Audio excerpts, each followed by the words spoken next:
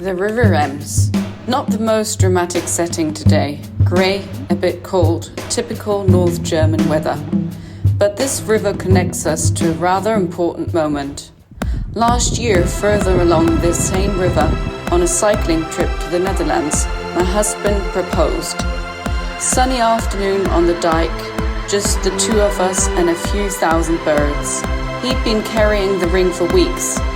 Got down on one knee without worrying about the dirt. I said yes. Today, we're visiting Emden for the first time, the largest city on the Ems and its mouth, a few kilometers from the North Sea. We're in Emden. It's a beautiful town in East Frisia. It's very close to the Dutch border and it feels a little Dutch as well. It doesn't feel as German as the rest of the cities here. So it feels quite nice. We are here because we needed to get out.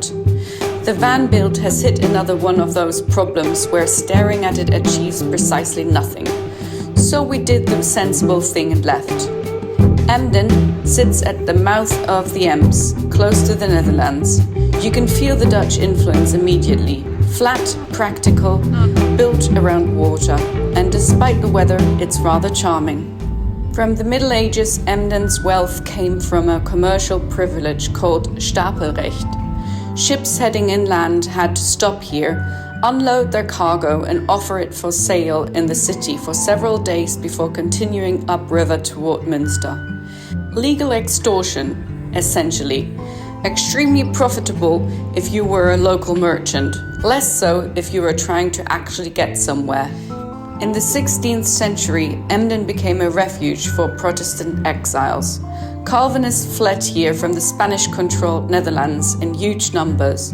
The population exploded. Dutch became the language of trade and power. The city maintained close ties with the Dutch Republic and governed itself with considerable independence. This was Emden's golden age. Wealthy, influential, self-determining. Not everyone benefited equally, of course. This statue commemorates the women and children who worked the moors, peat cutting, back-breaking, repetitive labor that powered the regional economy for generations. The city remembers them. Emden has a habit of memorializing ordinary work.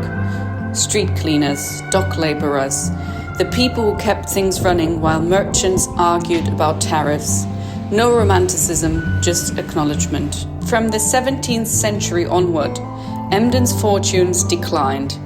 Trade routes shifted. The harbour silted up. Political control changed hands. The golden age ended. By the early 20th century, the city was struggling.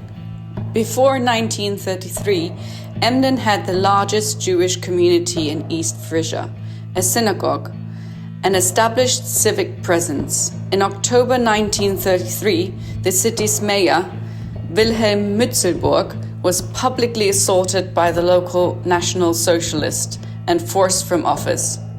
Legal means had failed, violence succeeded. It marked the regime's consolidation of power at the municipal level.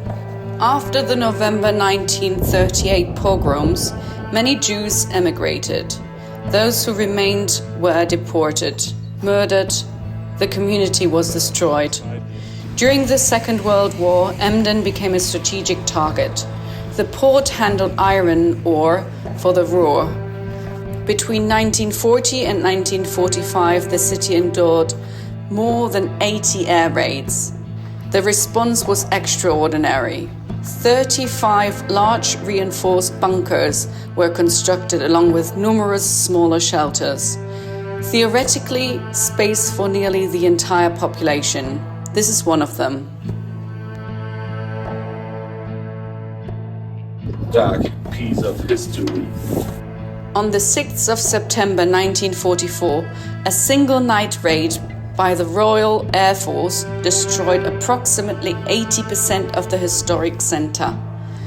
What you see now is largely post-war. Emden rebuilt pragmatically, function over nostalgia.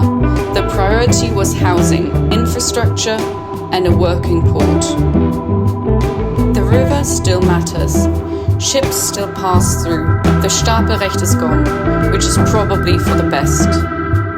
Walking through Emden today, the city feels composed, orderly, quietly aware of its history without being weighed down by it. The local birds seem equally unbothered by the past or the weather. There is a notable respect for rules here. Traffic lights are generally observed. Gently. Delinquent you! Like any proper city, Emden understands that infrastructure includes decent coffee.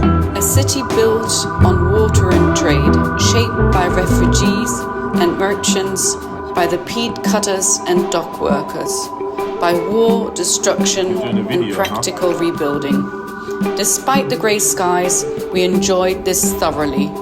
Emden is interesting, charming, honest about its past without dwelling on it. So far, one of my favorite cities in Germany.